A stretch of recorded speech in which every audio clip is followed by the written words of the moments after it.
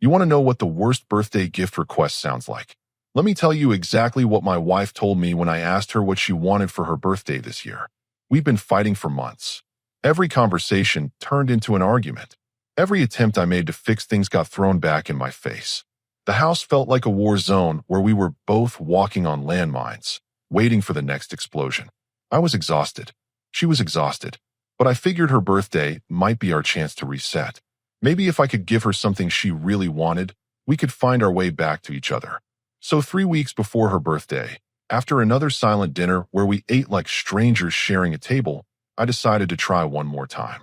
I looked at her across the kitchen counter where she was washing dishes with more force than necessary. "What do you want for your birthday?" I asked. Simple question. Reasonable question. She didn't even turn around. Just kept scrubbing that same plate like she was trying to remove the pattern from it. "I don't know," she said. But her voice had that edge to it. That tone that told me we were about to go somewhere ugly.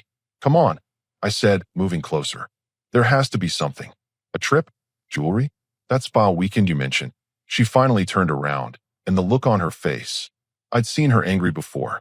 I'd seen her frustrated. But this was something else. This was pure exhaustion mixed with something darker.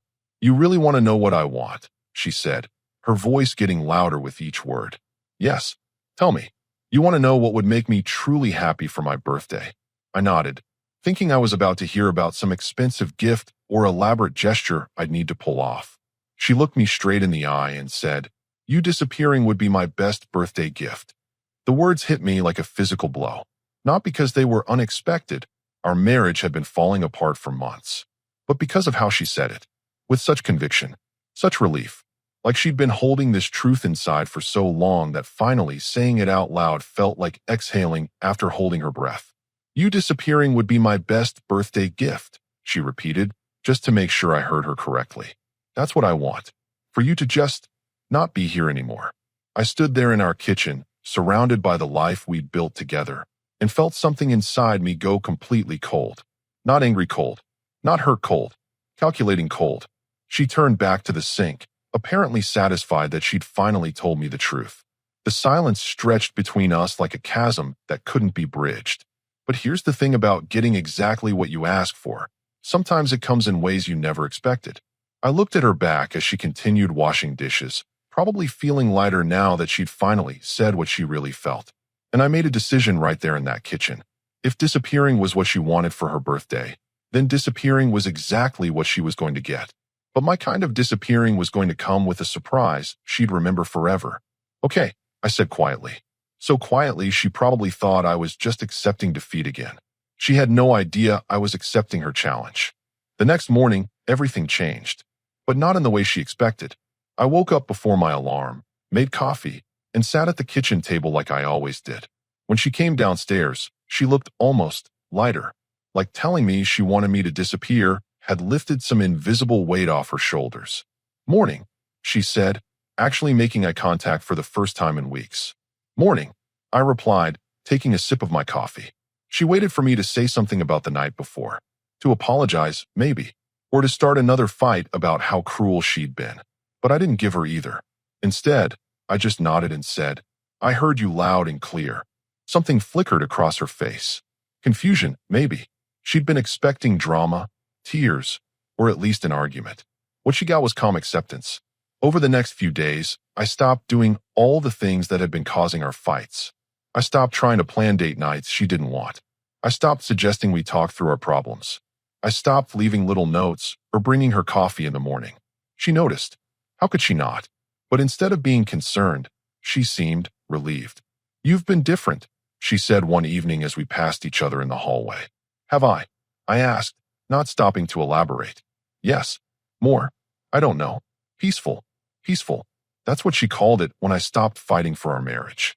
When I stopped trying to save something she clearly didn't want saved. But I wasn't being peaceful. I was being strategic.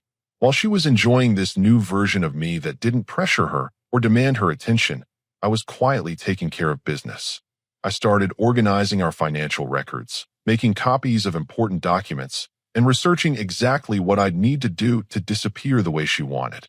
I opened a separate bank account, just a small one at first, moving money in amounts too small for her to notice. I started keeping track of our shared expenses, our joint accounts, our mutual obligations. Every evening, while she watched TV or scrolled through her phone with that contented expression she'd been wearing since our kitchen conversation, I sat in my home office planning her birthday gift. The irony wasn't lost on me. Here I was, putting more effort into giving her what she wanted than I'd put into anything in months. And what she wanted was for me to not exist in her life. 2 weeks before her birthday, she actually started a conversation with me during dinner. "I was thinking," she said, picking at her salad, "maybe we should do something for my birthday this year." I looked up from my plate. "Oh, yeah, maybe have some people over. Keep it simple." Simple, right? Because planning a party for the wife who wanted me to disappear was definitely simple. "Who were you thinking of inviting?" I asked. "You know, the usual crowd. My sister, a few friends from work, maybe some neighbors." The usual crowd. The same people who'd been watching our marriage deteriorate for months and probably taking bets on how long we'd last. "Sounds good," I said. "I can help organize it." She looked genuinely surprised. "Really? You don't mind?" "Mind? I was counting on it." "Not at all," I said. "It's your birthday. You should have exactly what you want." She smiled then, the first real smile I'd seen from her in months. And why wouldn't she smile? She'd told me she wanted me gone, and instead of fighting it, I was apparently making peace with it and even helping plan her party. What she didn't know was that I was planning to give her exactly what she asked for, just not when she expected it, and definitely not how she expected it. The party was going to be perfect, absolutely perfect, because it was going to be my final performance before I honored her birthday wish. And the surprise I was planning? She'd definitely remember it forever. Her birthday arrived on a Saturday. Perfect timing for a party, and perfect timing for what I had planned. I woke up early and started preparations like I was the husband of the year. Decorations, food prep, making sure everything looked exactly how she'd want it. She kept looking at me with this mix of surprise and suspicion, like she couldn't figure out why I was being so helpful. "You're really going all out," she said, watching me hang streamers in the living room. "It's your birthday," I replied. "Shouldn't be anything less than perfect." By afternoon, the house looked great. Food was ready, drinks were chilled, music playlist was set. I even wore the shirt she'd bought me last Christmas that I'd never worn because we'd been fighting when she gave it to me. The first guests arrived around 4. Her sister showed up with her husband, followed by 3 of her work friends, then the neighbors from down the street. Everyone was in a good mood, and why wouldn't they be? Free food, free drinks, and front row seats to see how the couple who'd been having problems for months was doing. What they saw was a performance worthy of an Oscar. I was the perfect host. Attentive, charming, making sure everyone had what they needed. I complimented her dress, brought her drinks, laughed at her stories. To anyone watching, we looked like a couple who'd worked through their problems and come out stronger. Her sister pulled me aside in the kitchen while I was refilling the ice bucket. "I have to say, you two seem really good together today," she said. "We're working on things," I replied, which wasn't technically a lie. "She seems happy, happier than she's been in a while." Happy. Of course she was happy. She'd told me she wanted me gone. I'd stopped fighting her on everything. And now here I was throwing her a perfect party while apparently accepting that our marriage was over. Around 7, while everyone was gathered in the living room sharing birthday stories, I watched her from across the room. She was genuinely laughing, surrounded by people who cared about her, looking more relaxed than I'd seen her in months. This was her moment. Her perfect birthday celebration with all the people she wanted there, in the house she loved, with the husband who was finally giving her what she wanted. I stepped outside onto the back patio for a moment. The evening air was cool, and I could hear laughter through the windows. In a few hours, this would all be over. The guests would go home. She'd probably thank me for the party, and then we'd go to bed like a normal married couple. Except tomorrow, her real birthday gift would begin. When I came back inside, she was opening presents. Jewelry from her sister, a spa gift card from her work friends, a bottle of wine from the neighbors. She looked genuinely happy with everything. "Where's your gift?" her sister asked me. I smiled and looked at my wife. "I'm saving the best for last." She looked curious, but not suspicious. Why would she be? I was being the perfect husband tonight. After the presents, we did cake and more drinks. By 10, people started saying their goodbyes. Her sister hugged her and whispered something that made her laugh. Her work friends promised to take her out for lunch next week. The neighbors thanked us for a lovely evening. By 10:30, it was just the two of us. She started collecting plates and glasses, humming quietly to herself. "Thank you," she said without looking at me. "This was really nice. I'm glad you enjoyed it." "I did. I really did." She paused, holding a stack of plates. "Maybe we can do this more often. Have people over. Be social. Be social. Like we were going to have a future full of dinner parties and game nights." "Maybe," I said. She went upstairs to change while I finished cleaning up. When she came back down in her pajamas, she looked younger somehow. Lighter. "So," she said, settling onto the couch. "You said you were saving the best for last. Where's my real present?" I sat down next to her, close enough that she didn't pull away. "Your real present," I said slowly, "starts tomorrow." "Tomorrow? Remember what you told me you wanted for your birthday?" Her expression changed slightly. The lightness flickered. When I said that night, I was angry. We were both angry. "No," I said calmly. "You were honest. Maybe for the first time in months." She opened her mouth to say something, but I held up my hand. "You wanted me to disappear. That's what you said would make you truly happy." The color drained from her face. "So that's what I'm giving you. Exactly what you asked for." I woke up at 5 in the morning. She was still sleeping, curled up on her side of the bed like she'd been doing for months, as far away from me as possible without falling off the mattress. Last night after I told her about her real gift, she'd gone very quiet. Then she tried to backtrack, saying she didn't mean it, that she was just frustrated, that married couples say things they don't mean. But I'd stopped her right there. "You meant it," I'd said, "and I respect you enough to take you at your word." She'd gone to bed without another word. Now, in the gray light of early morning, I got dressed quietly and went downstairs to my office. Everything I needed was already prepared. Bank documents, copies of important papers, a list of contacts I'd need to reach. I'd spent 2 weeks setting this up. The separate account was funded and ready. I'd quietly moved my personal belongings, things that mattered to me, anyway, to a storage unit across town. My clothes, my books, a few family photos. Not enough for her to notice, but enough so I wouldn't be starting from nothing. I wrote the note on plain white paper. No dramatic flourishes, no emotional appeals. Just facts. "You said you wanted me to disappear. You said it would be your best birthday gift. Consider your wish granted. Don't look for me. This is what you asked for." I left it on the kitchen counter where she'd find it when she came down for coffee. Then I took my keys, my wallet, and the single bag I'd packed the night before and walked out of the house we'd shared for 3 years. The morning air was crisp and quiet. No neighbors were awake yet. No traffic on our street. I got in my car and drove away from the life she'd told me she didn't want me in. I'd rented a small place on the other side of town under my new bank account. Nothing fancy, just a furnished studio that would work for what I needed. I'd paid 3 months up front in cash. By 7, I was settled in my temporary home, drinking coffee and watching the sun come up through unfamiliar windows. I knew she'd be waking up soon. She'd come downstairs expecting to find me making coffee like I had every morning for 3 years. Instead, she'd find my note. My phone was off. I'd bought a new one yesterday with a different number. The old phone was in a drawer in my new place, but I wasn't ready to deal with whatever messages might be waiting. Around 9, I turned it on briefly. 12 missed calls. 8 text messages. "Where are you? This isn't funny. Come home so we can talk. You can't just leave. I didn't mean what I said. Please call me back. You're being ridiculous. Fine. Have your tantrum. But you'll be back." I turned the phone back off. She thought this was a tantrum, a dramatic gesture to get her attention or make her feel guilty. She had no idea this was just the beginning. Over the next few days, I established my new routine. I went to work like normal. I hadn't told anyone there what was happening. I ate meals alone, read books I'd been meaning to read, took walks in parts of town I'd never explored. It was quiet, peaceful even. Meanwhile, I knew she was probably cycling through the stages.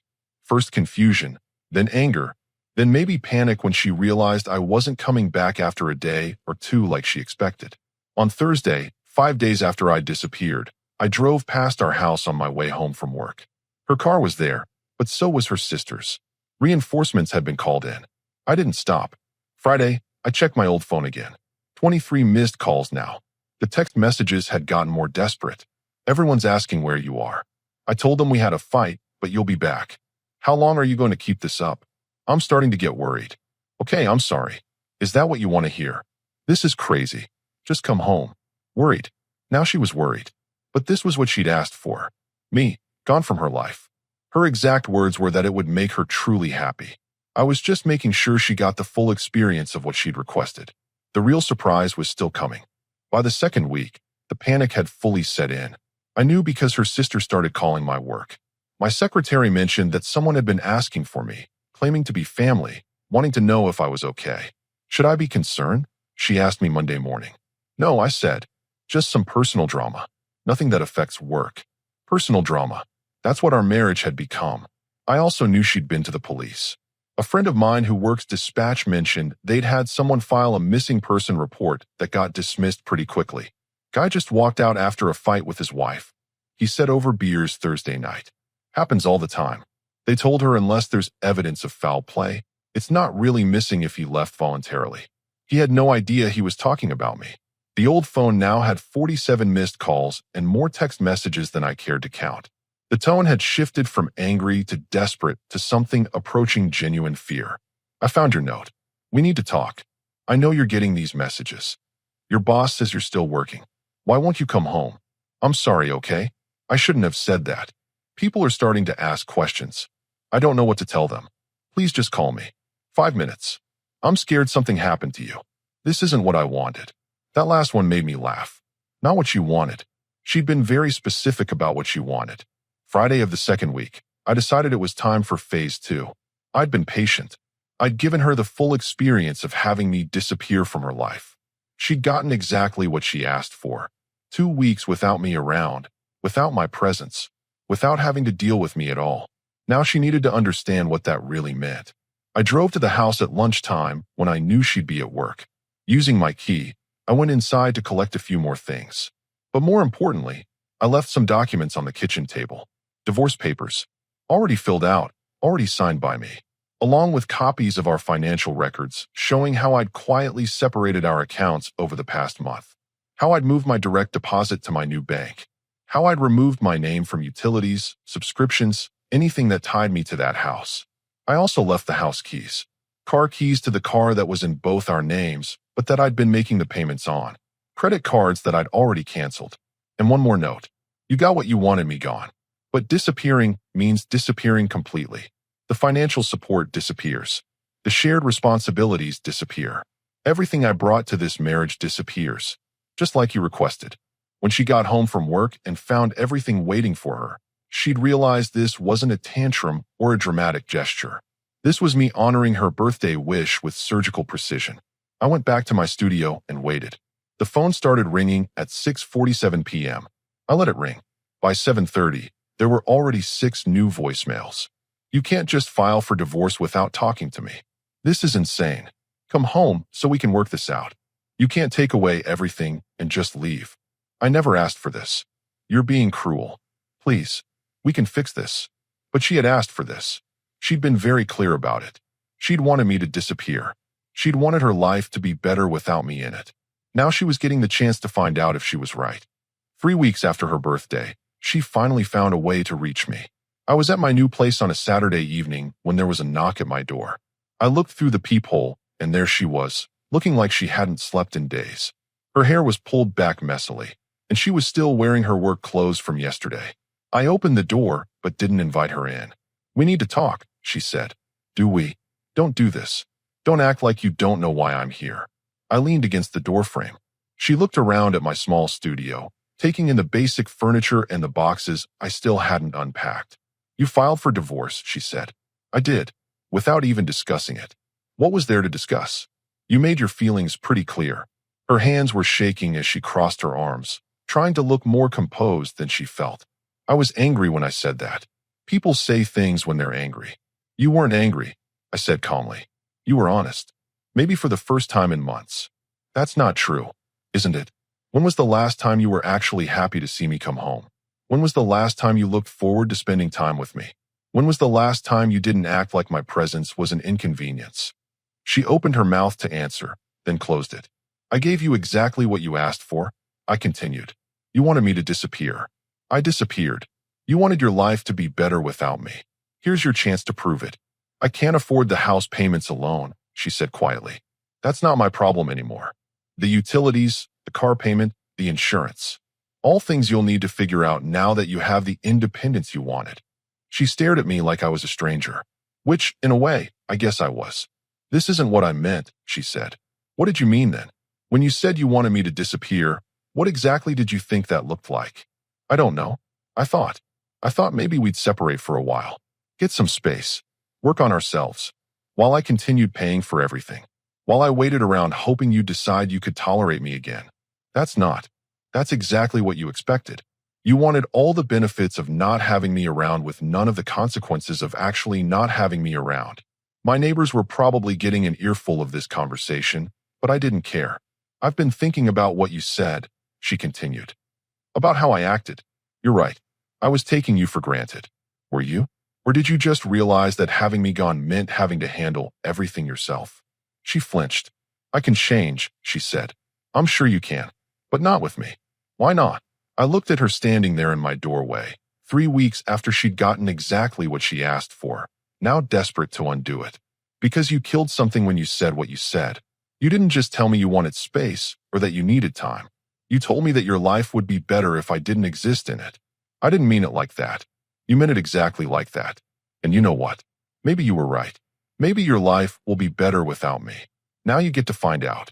She was crying now, which was more emotion than I'd seen from her in months. Please, she said. We can go to counseling.